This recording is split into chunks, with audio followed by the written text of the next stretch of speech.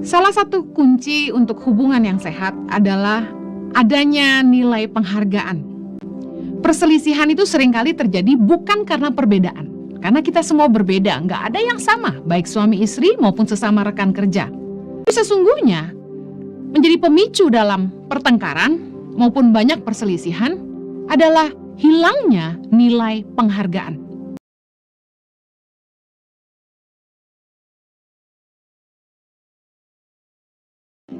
Senang sekali saya bisa kembali melayani dalam ibadah online.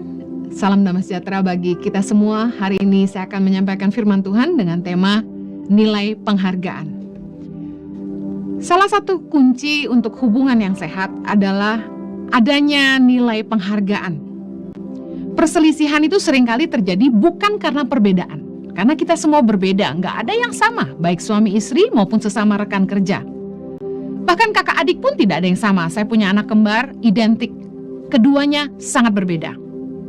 Seringkali yang menjadi alasan dalam perselisihan, pertengkaran dalam rumah tangga contohnya, adalah karena perbedaan. Sudah kita tidak bisa sama-sama lagi, kita memang beda. Seringkali jadi alasan. Tapi sesungguhnya, menjadi pemicu dalam pertengkaran maupun banyak perselisihan adalah hilangnya nilai penghargaan. Sesama rekan kerja yang tidak saling menghargai akan membuat suasana kerja tidak nyaman. Saling iri hati, saling membicarakan satu sama lain, hubungan yang tidak harmonis, saling ingin mengalahkan. Karena seringkali kita temukan ada orang yang ingin kelihatan hebat di depan atasannya, tapi berusaha menjatuhkan rekan sekerjanya. Padahal prestasi yang baik itu dihasilkan lewat karya-karya nyata. Dan kita tahu bahwa peninggian itu datang dari Tuhan. Tanpa perlu kita berusaha menjatuhkan orang lain dan membuat hubungan tidak nyaman. Sikap suami atau istri yang tidak saling menghargai akan membuat suasana rumah tidak bahagia. Bisa kita bayangkan bagaimana sikap seorang suami yang tidak menghargai istri ketika berbicara, suka bentak-bentak, tidak menghargai istri. Di depan orang banyak istrinya dimarahi. Dan mungkin sebaliknya, ada istri yang tidak menghargai suami, bicara dengan kasar, khususnya di depan orang banyak, mungkin menjatuhkan suaminya. Tanda hilangnya nilai penghargaan adalah yang pertama, respek berkurang. Biasanya kalau respek sudah mulai berkurang terhadap seseorang, kita tidak mau mendengarkan, kita menggampangkan atau menyepelekan orang, kita bersikap merendahkan, dan bahkan mengubah penilaian kita terhadap orang itu. Hilangnya nilai penghargaan terhadap seseorang ditandai dengan, misalnya, ketika ayahnya berkhotbah, anaknya yang tidak respek kepada ayahnya, mungkin tidak akan mendengarkan, main handphone. Makanya saya selalu menghindari, kalau meeting dengan orang, hindari main handphone. Sepenting-pentingnya WhatsApp atau telepon yang masuk, sedapat-dapatnya kita tidak jawab. Karena kita menghargai orang yang sedang meeting dengan kita. Tapi kalau kita kurang menghargai seseorang, kelihatan dari attitude-nya ketika meeting, kita akan asik dengan handphone kita. Ya, terus? Apalagi? Oke, selesai? Ketika ada telepon masuk dari marketing salah satu company yang menawarkan produk-produk mereka. Kalau kita tidak respect, kita akan tidak mau mendengarkan. Kita akan bilang, dari mana sih mbak? Oke, sudah ya, saya tidak perlu, makasih, jangan ganggu, saya lagi meeting. Kita nggak akan respect dengan orang kalau kita nggak memberi nilai penghargaan kepada orang itu. Tapi kalau kita mengerti, orang itu juga sedang bekerja untuk menafkahi hidupnya dan keluarganya, kita akan jawab dengan sopan. Dia hanya mengerjakan tugasnya. Saya ingat kakak saya bilang begini, kalau ada marketing dari bank atau manapun yang telepon kamu, jawab dengan sopan. Karena suatu hari nanti stafmu juga akan telepon ke orang dan kamu nggak mau mereka direndahkan. Saya ingat betul apa yang kakak saya bilang. Tanda hilangnya nilai penghargaan yang kedua, yang pertama tadi respek kita berkurang, yang kedua semangat atau antusiasme untuk melakukan yang terbaik mulai hilang. Kemudian prioritas mulai berubah. Contoh, Tadinya semangat kerja. Tapi ketika kita sudah tidak menghargai pekerjaan kita mulai malas-malasan datang ke kantor. Bangun pagi tuh terasa berat. Pergi ke tempat kerja tuh kayak beban banget. Aduh, kerja lagi. Semangatnya hanya ketika gajian. Coba mari periksa. Ketika Anda mulai hilang semangat, antusiasme untuk mengerjakan yang terbaik mulai hilang, mungkin nilai penghargaan Anda kepada perusahaan mulai hilang. Salah satu tanda hilangnya nilai penghargaan dalam rumah tangga adalah ketika keluarga sudah tidak jadi prioritas lagi dalam hidup kita. Ketika istri nggak jadi prioritas lagi buat suami dan suami nggak jadi prioritas buat istri. Saya dan suami konseling salah satu jemaat di gereja online, yaitu Impact Community Indonesia yang kami gembalakan. Dia cerita bahwa di dalam pernikahannya istrinya sama sekali nggak ngurusin dia. Istrinya lebih mengutamakan pergi main sama teman-temannya, ngumpul sama teman-temannya, meskipun mereka sudah menikah dan sudah punya anak. Istrinya lebih senang have fun. Suaminya kerja di luar kota, dia nggak mau dampingi. Dia nggak betah alasannya ikut suaminya. Dia maunya tetap dekat dengan orang tuanya di kota asal mereka. Ketika di dalam hubungan sudah nggak ada nilai penghargaan, prioritas mulai berubah. Biasanya ketika pacaran, ketika yang pria sudah nggak terlalu cinta, sudah mulai bosan, pasti udah nggak diapel lagi. Pasti hari Sabtu dibikin banyak alasan untuk nggak perlu datang menemui. Apalagi sedang pandemi. Sudah sangat menolong untuk bikin alasan gak ketemu. Udah jarang WhatsApp, udah jarang telepon, alasannya gak ada data, gak punya pulsa. Biasanya kalau gak ada nilai penghargaan, prioritas akan berubah. Salah satu tanda hilangnya nilai penghargaan yang berikut adalah toleransi menipis, sungkan berkurang. Contoh, ketika kita mulai akrab dengan seseorang, hubungan kita mulai dekat, toleransi pasti menipis. Kita mulai bicara seenaknya, bercanda sembarangan, udah gak sungkan. Mungkin datang ke rumahnya, udah main buka kulkas, buka tudung saji. Karena kedekatan hubungan menipiskan toleransi. Kedekatan hubungan menipiskan toleransi. Kita sudah gak sungkan. Karena sudah dekat, kita lebih terbuka, bicara lebih apa adanya.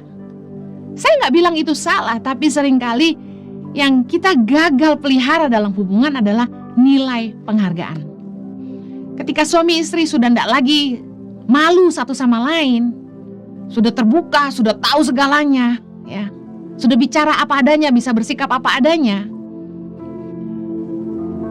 kita mulai gak punya lagi toleransi terhadap satu sama lain. Kalau marah, ngomong mulai sembarangan, gak jaga perasaan pasangan. Anehnya, dengan orang luar kita bisa sungkan, jaga perasaan. Padahal hubungan suami istri jauh lebih penting daripada hubungan kita dengan orang luar. Saya ingin bahas dua hal tentang nilai penghargaan. Nilai penghargaan yang pertama, membuat kita menguasai diri kita. 1 Korintus 13 ayat yang keempat berkata begini, kasih itu sabar, kasih itu murah hati. Ia tidak cemburu, tidak memegahkan diri dan tidak sombong. Ia tidak melakukan yang tidak sopan dan tidak mencari keuntungan diri sendiri. Kasih itu tidak melakukan yang tidak sopan dan tidak cari keuntungan diri sendiri. Ada dua hal dari ayat ini yang saya mau bahas tentang nilai penghargaan. Yang pertama, nilai penghargaan membuat kita menguasai diri kita sendiri. Contoh, semarah apapun seorang karyawan kepada atasannya, nilai penghargaan membuat si karyawan ini berusaha sabar dan menguasai emosinya. Semarah sejengkel apapun pembantu rumah tangga kepada nyonyanya, dia akan berusaha sabar dan cuma bisa menangis mungkin, menahan emosinya. Karena ada nilai penghargaan kepada atasan. Di dalam rumah tangga, semarah apapun sama suami, sejengkel apapun sama suami, istri tetap melayani, tetap masakin, tetap sendokin, tetap siapin minum, dan lain sebagainya. Nilai penghargaan membuat kita bisa menguasai diri. Hubungan yang tidak memiliki nilai penghargaan dimulai dengan tindakan yang tidak sopan. Jadi salah satu tanda hubungan itu sudah tidak ada nilai penghargaan adalah kita mulai nggak sopan, nggak menguasai diri. Contoh, sikap suami atau istri berubah setelah menikah. Kadang-kadang saya bercanda, saya bilang gini, cinta terbang entah kemana. Orang memutuskan menikah karena mereka bilang mereka saling jatuh cinta, tapi setelah menikah banyak pasangan yang berubah. Kenapa? Karena kedekatan hubungan menipiskan toleransi. Sesungguhnya di dalam pernikahan sekalipun kita harus tetap pelihara yang namanya nilai penghargaan. Nilai penghargaan itu membuat kita menjaga perasaan pasangan, menjaga nama baik pasangan. Nilai penghargaan membuat kita memprioritaskan pasangan kita daripada orang lain. Tapi seringkali begini, di dalam rumah tangga, baik di dalam keluarga, kita lebih jaga perasaan orang luar daripada perasaan pasangan kita. Kita lebih jaga perasaan orang banyak daripada keluarga kita sendiri. Kayaknya lebih penting pengakuan orang banyak daripada penerimaan di rumah. Padahal keliru. Penghargaan yang harusnya kita beri kepada keluarga, kepada pasangan harusnya lebih daripada yang kita beri buat orang lain di luar rumah. Karena mereka yang setiap hari ada bersama-sama dengan kita.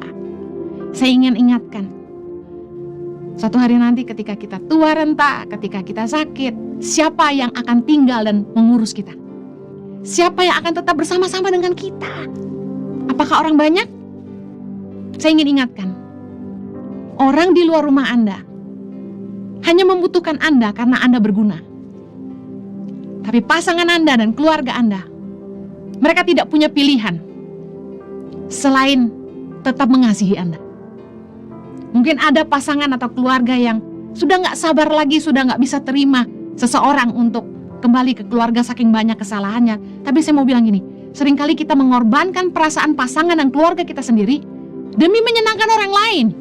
Padahal yang setiap hari ketemu sama kita, yang setiap hari ngurusin kita, yang setiap hari tidur sama-sama dengan kita adalah pasangan kita.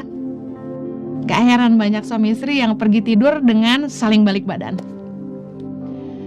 Nilai penghargaan di dalam hubungan suami istri itu membuat kita memprioritaskan pasangan kita lebih daripada orang lain. Nilai penghargaan membuat kita menjaga nama baik pasangan kita. Hal kedua tentang nilai penghargaan, dikatakan tadi dalam firman Tuhan 1 Korintus 13 ayat yang kelima, tidak mencari keuntungan diri sendiri. Nilai penghargaan kepada orang lain membuat kita toleransi kepada kepentingan bersama, bukan hanya fokus kepada kepentingan atau keuntungan diri kita sendiri. Nilai penghargaan kepada teamwork, kepada rekan sekerja, kepada perusahaan, membuat kita memberikan yang terbaik demi kemajuan bersama. Nilai penghargaan membuat kita nggak fokus hanya untuk kepentingan diri kita sendiri, tapi demi kepentingan orang banyak, kepentingan bersama. Contoh, ketika kita punya janji meeting, kita datang on time. Kita pastikan kita nggak terlambat, karena kita belajar menghargai waktu orang lain. Nilai penghargaan akan membuat kita berusaha on time. Bayangkan apabila Anda punya janji dengan orang yang sangat Anda hargai. Saya yakin Anda akan begitu excited, Anda akan berdandan begitu luar biasa, semprot parfum dari atas ke bawah. Anda pastikan Anda tidak terlambat, Anda akan hitung jam macet berapa jam, karena di Jakarta kami sering kali kena macet. Dan Anda pastikan Anda datang lebih awal. Kenapa? Karena ada nilai penghargaan. Anda pastikan Anda gak terlambat. Tapi yang seringkali membuat kita datang terlambat ketika latihan musik, ketika rapat, kita datang terlambat ketika acara keluarga. Kenapa? Karena udah nggak ada nilai penghargaan di situ. Ketika kita janji sama istri kita, saya pulang jam 7 buat makan malam, lalu kita nongol jam 9.30. Mari kita lihat kembali. Pastikan kita menghargai waktu orang lain, sehingga kita nggak terlambat. Karena waktu itu mahal, waktu gak bisa dibeli. Ketika kita meletakkan nilai penghargaan dengan bertoleransi untuk kepentingan bersama, kita akan pastikan kita menjaga kenyamanan bersama. Contoh sederhana sekali.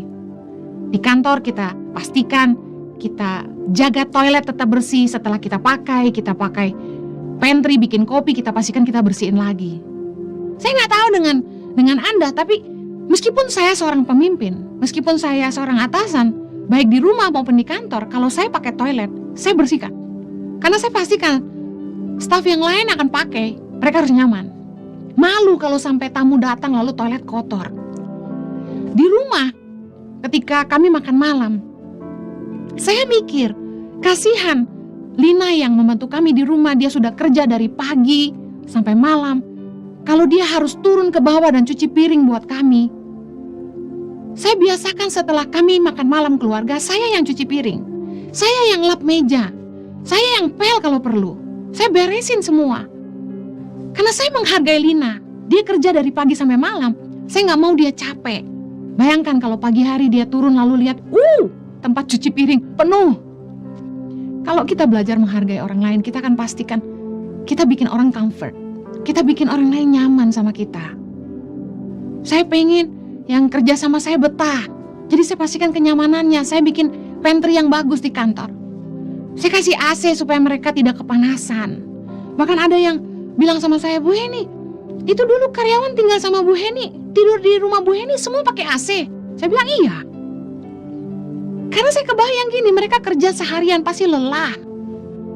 Kalau malam mereka nggak bisa istirahat dengan baik, besoknya mereka ke kantor, mereka capek. Mereka nggak bisa fokus sama kerjaan. Kalau kita meletakkan nilai penghargaan kepada orang lain, baik itu karyawan kita maupun orang di atas kita, maupun pasangan kita, maupun pembantu rumah tangga kita, kita pastikan kita mikirin kepentingan orang lain juga, bukan cuma keuntungan kita. Mungkin ada bos-bos yang akan merasa begini, wah kacau, bayar listriknya berapa tuh Bu Heni? Kalau kita belajar menghargai orang lain, kita nggak fokus sama keuntungan diri sendiri. Kita nggak berhitung untung dan rugi. Nilai penghargaan kepada sesama rekan kerja membuat kita tidak cemburu sama teman. Kalau sampai teman kita dipromosi sama pemimpin, kita nggak cemburu sama dia. Kita nggak rendahkan dia. Kita nggak bilang, kamu dasar penjilat, kamu tukang cari muka. Karena kita pastikan, kalau kita menghargai rekan sekerja kita, kita percaya bahwa kalau sampai dia dipromosi ya memang karena dia kerja keras. Saya mau bilang gini, sekalipun orang jahat sama kita, sekalipun orang berusaha menjatuhkan kita, peninggian itu datang dari Tuhan. Jadi bagi saya begini, kalau ada orang yang tiba-tiba dipakai Tuhan dengan luar biasa, tentu pasti ada cemooh mulai datang kanan kiri, dia akan begini, dia begitu. Kalau saya percaya firman, peninggian datang dari Tuhan. Respect aja sama orang, berikan nilai penghargaan. Saya mau tutup dengan 2 hal saja, apa yang menjadi penyebab hilangnya nilai penghargaan. Ini yang harus kita hindari, supaya baik dalam kehidupan kita dengan rekan kerja maupun di keluarga, kita bisa saling menghargai. Apa sih penyebab hilangnya nilai penghargaan? Yang pertama, ego. Kepentingan diri sendiri. When ego comes up, value goes down. Ketika kita mulai mementingkan diri sendiri, kita nggak bisa lihat orang lain lebih penting dari kita. Kita hanya akan fokus kepentingan diri kita. Yang penting gue senang. Yang penting saya happy. Nggak peduli orang lain. Bukannya saling menghargai, tapi kita menuntut untuk dihargai. Bukannya saling melayani, kita ingin dilayani. When ego comes up, values goes down. Filipi 2 ayat yang ketiga bilang begini. Dengan tidak mencari kepentingan sendiri atau puji-pujian yang sia-sia. Sebaliknya, hendaklah dengan rendah hati yang seorang menganggap yang lain lebih utama daripada dirinya sendiri. Ayo, dalam hidup bersama-sama, jangan cari kepentingan diri sendiri. Jangan fokusnya cari puji-pujian untuk diri sendiri. Maunya dipuji, maunya dapat pengakuan. Karena itu ego. Mari kita belajar saling merendahkan hati seorang dengan yang lain. Saya mengizinkan suami saya yang mengurus semua urusan Impact Community Indonesia. Saya yang saya pastikan suami saya merasa dihargai. Meskipun tidak bisa dipungkiri bahwa channel YouTube yang Tuhan pakai hari ini adalah channel YouTube dengan nama saya. Saya tidak mau sebagai seorang laki-laki, seorang suami, pride suami saya terusik.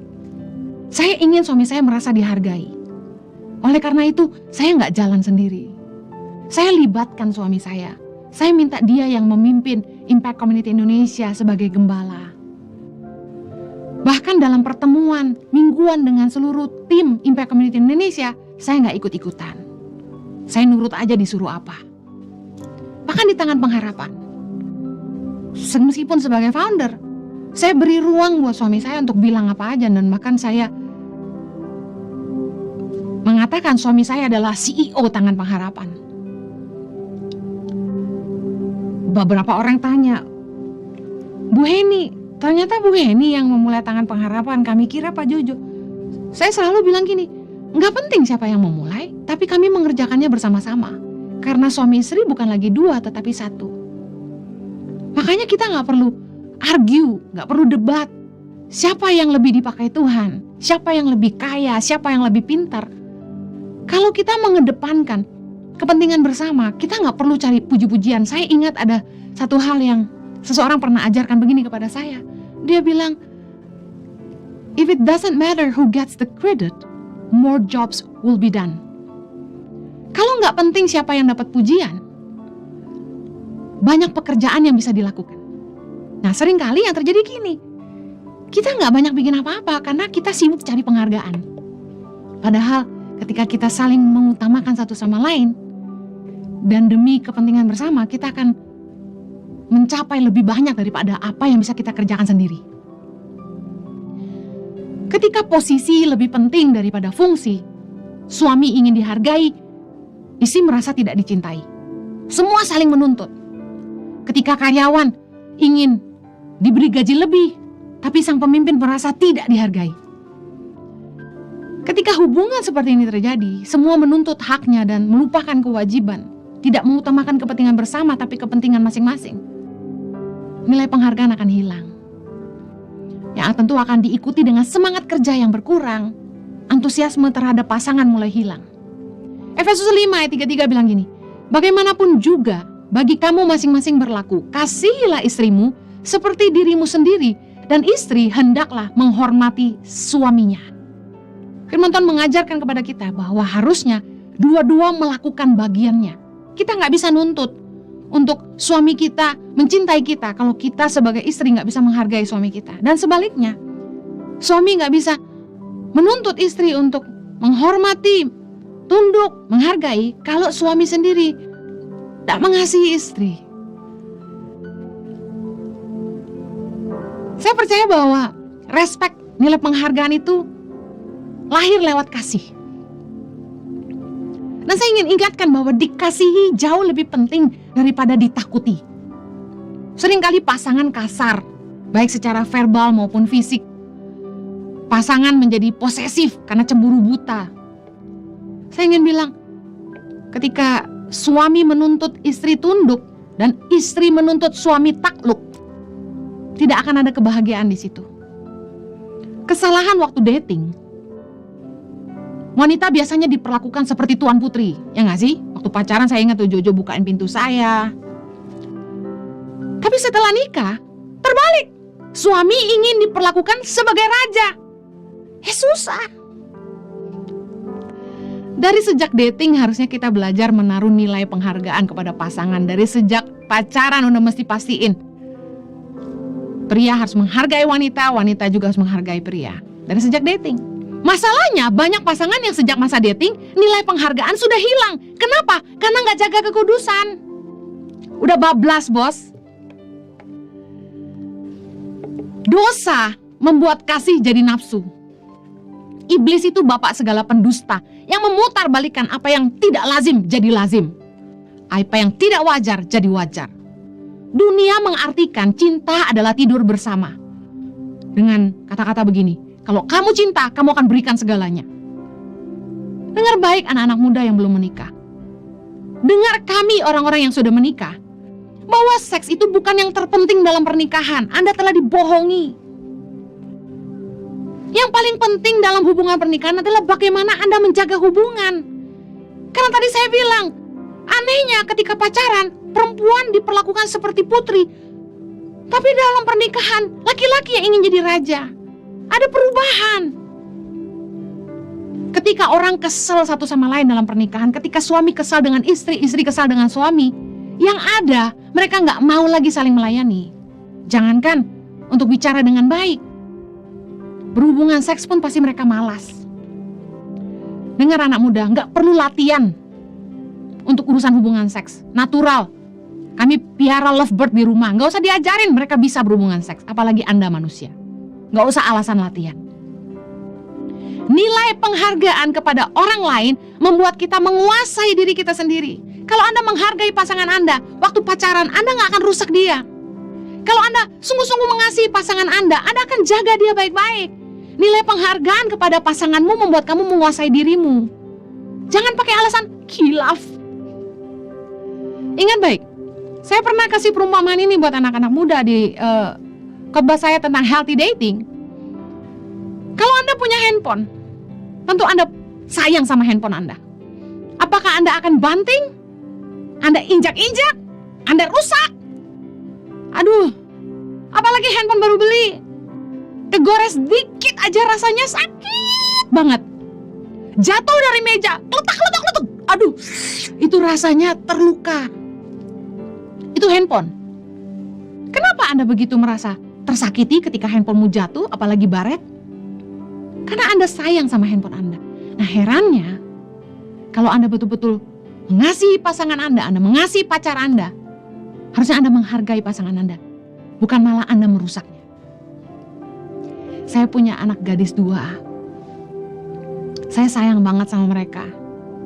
Harapan saya suatu hari mereka akan ketemu dengan pria yang bisa menghargai mereka, menjaga mereka. Kalau dari sejak pacaran aja udah gak ada nilai penghargaan, bagaimana mau masuk dalam pernikahan? Mau jadi apa? Kalau Anda menghargai sesuatu, Anda pasti jaga. Kalau Anda sayang, Anda akan sabar menunggu. Dari sejak dating harusnya kita belajar menaruh nilai penghargaan kepada pasangan. Anak-anak muda, jangan merelakan apa yang harus Anda jaga sampai Anda menikah. Roma 13 ayat 10. Kasih tidak berbuat jahat terhadap sesama manusia. Karena kasih adalah kegenapan hukum Taurat. Kalau Anda sungguh-sungguh mengasihi, Anda tidak akan rusak anak orang. Yang wanita juga, kalau Anda sungguh-sungguh menghargai pasanganmu, kamu akan sabar menunggu. Yang terakhir, apa yang menjadi penyebab hilangnya nilai penghargaan? Ketika uang lebih penting daripada hubungan. Uang itu memegang peranan terbesar dalam konflik rumah tangga maupun dalam kehidupan kita. Contoh, gaji istri lebih besar, ego suami merasa dikalahkan. Suami tidak bisa menafkahi, ego istri merasa suami gagal. Banyak banget wanita yang konseling sama saya, mengeluh suaminya gak menghasilkan, gak bisa kerja, suaminya gak berfungsi sebagai kepala keluarga. Saya ingin ingatkan bahwa laki-laki itu akan dipanggil Bapa. Bapa berasal dari kata Aba yang artinya sumber. Sebagai laki-laki, Anda sudah punya kodrat ilahi sebagai pencari nafkah bagi keluargamu dan imam bagi keluargamu. Kodrat seorang laki-laki adalah jadi sumber bagi keluarganya. Makanya firman Tuhan berkata dalam Amsal 24 ayat ke-27, selesaikanlah pekerjaanmu di luar, siapkanlah itu di ladang, baru kemudian dirikanlah rumahmu. Artinya gini, sejak dari masa muda, bekerjalah giat. Kerjalah sungguh-sungguh, jangan buang waktu. Anak muda, ayo selesai kuliah tepat waktu. Jangan main game, jangan sibuk pacaran. Salah kalau Anda hanya sibuk main, mumpung masih muda. Justru usia muda adalah usia produktif. Yang dimana sebelum Anda punya goal membangun keluarga, Anda harusnya siapkan rumah, kata firman Tuhan. Selesaikan kerjaanmu di luar. Artinya gini, kerja dulu sungguh-sungguh supaya bisa beli rumah untuk keluargamu. Sebelum nikah harus punya ladang. Saya saran buat anak-anak muda, lulus kuliah, kerja sungguh-sungguh, bantu orang tuamu, balas budi keluargamu.